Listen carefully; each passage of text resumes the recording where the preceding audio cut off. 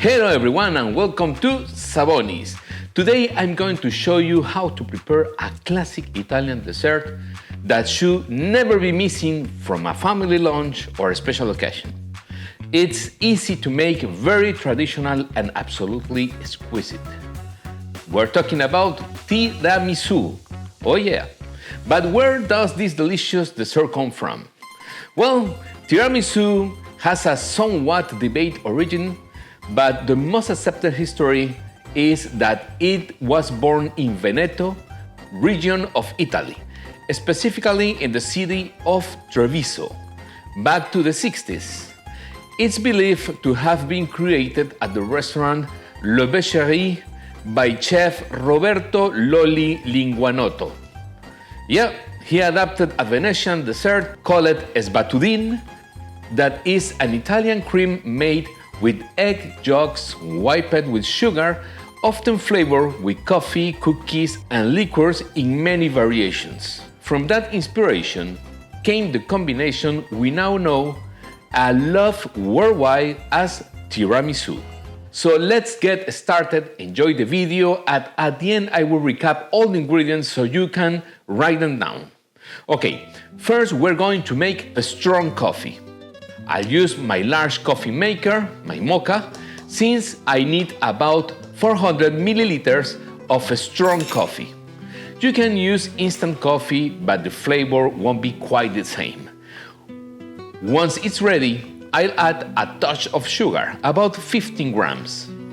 And now the Nonna Saboni special touch, a small glass of sweet Marsala wine. Boom! Mix it all together and set it aside to cool. Now let's prepare the mascarpone cream. And pay attention because, as always, I show you some key tricks that you can use for many other recipes. So we need to have all at room temperature.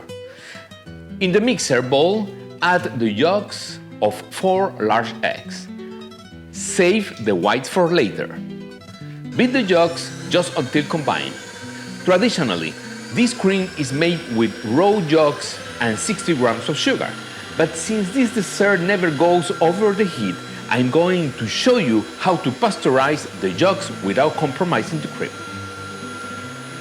This step is optional, but I like to do it. It guarantees the safety of everyone who enjoys my cooking. To pasteurize, in a small saucepan over medium-low heat, add 60 grams of sugar and 30 milliliters of water. What I'm doing here? Making syrup. Yes, the same syrup we use to glaze fruits and caramelize desserts. We'll give to the cream the sweetness it needs, but also brings the yolks to a safe temperature without cooking them. For those who may not know, pasteurization is the process of eliminating microorganisms like bacteria without altering the composition of the liquid because it never reaches the full boil. So back to our syrup. Let it cook until it reaches 240 degrees Fahrenheit. If you don't have a thermometer, don't worry. You'll know it's ready when you see bubbling stages that look thicker than boiling water. At that point, remove it from the heat. Now, without rushing, start beating the yolks and pour the syrup slowly in a thin stream. Keep mixing until the yolks turn pale, creamy, double in volume, and reach the ribbon stage. Now add 500 grams of mascarpone cheese. If you can't find the mascarpone, you can use a creamy cheese like Philadelphia. Add it by a large spoonful while continuing mixing. Once ready, transfer the cream to another container. Cover it with a plastic wrap and refrigerate. Now for the egg whites. In your clean mixer bowl, add the 4 whites and a pinch of salt.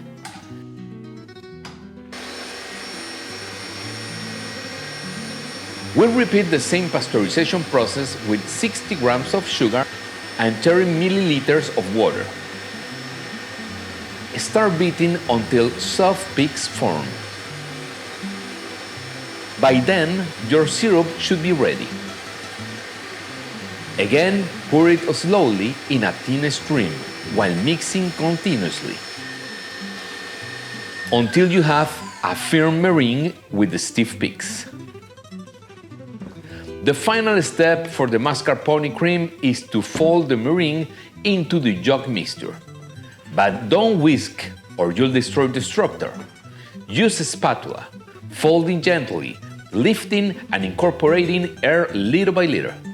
While I'm folding this mixture, don't forget to subscribe to the channel if you haven't already, and give a like to this video.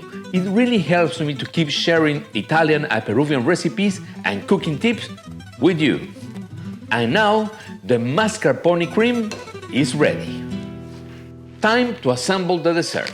I won't complicate things by making ladyfingers from scratch.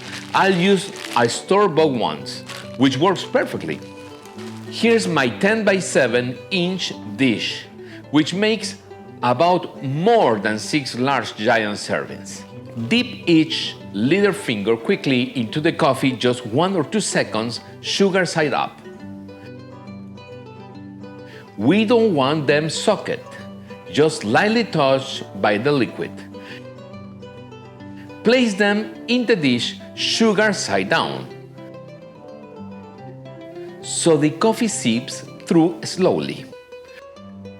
Make a full layer of ladyfingers.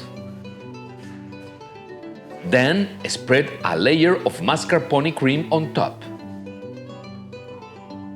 Repeat with another layer of ladyfingers, then the final layer of cream.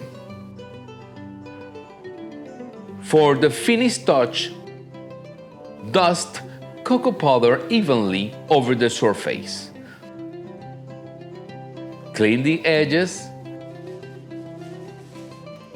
cover with a plastic wrap, and refrigerate overnight.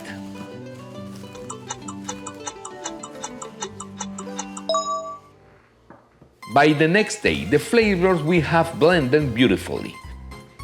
The cream will have set and the texture will be perfect.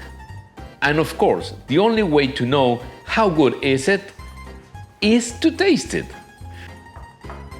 Serve a portion on the plate, sprinkle with a little extra cocoa for a dramatic effect, and decorate however you like. With a raspberry, some chocolate shavings, whipped cream, or a mint leaf, wherever you want. There are thousands of possibilities. It's a very versatile dessert. Today I will decorate with 2 blueberries, 1 raspberry, and a mint leaf. And that is it. My tiramisu is ready. Now, let's taste it. Delicious, powerful flavor. So let's recap the ingredients. For the mascarpone cream, 4 egg yolks, 60 grams of sugar, 500 grams of mascarpone cheese, 4 egg whites, a pinch of salt, another 60 grams of sugar. For the coffee, 400 milliliters of espresso coffee, 30 milliliters sweet Marsala wine, 15 grams of sugar. For assembling, 10 by 7 inch baking dish, 200 grams of ladyfingers, cocoa powder. For garnish, optional, blueberries, 1 raspberry, and fresh mint leaf.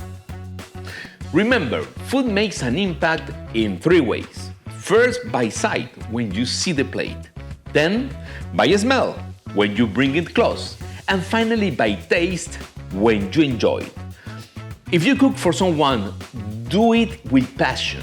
Leave nothing undone to make it look good, smell good, and taste incredible.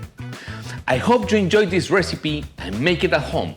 Don't forget to leave me a comment on how yours turned out, or if you have any special recipe that you'd like me to prepare for you. See you next video, and remember what Nonna Savoni always said: A simple dish made with love is more memorable than the fanciest of the banquets. Arrivederci!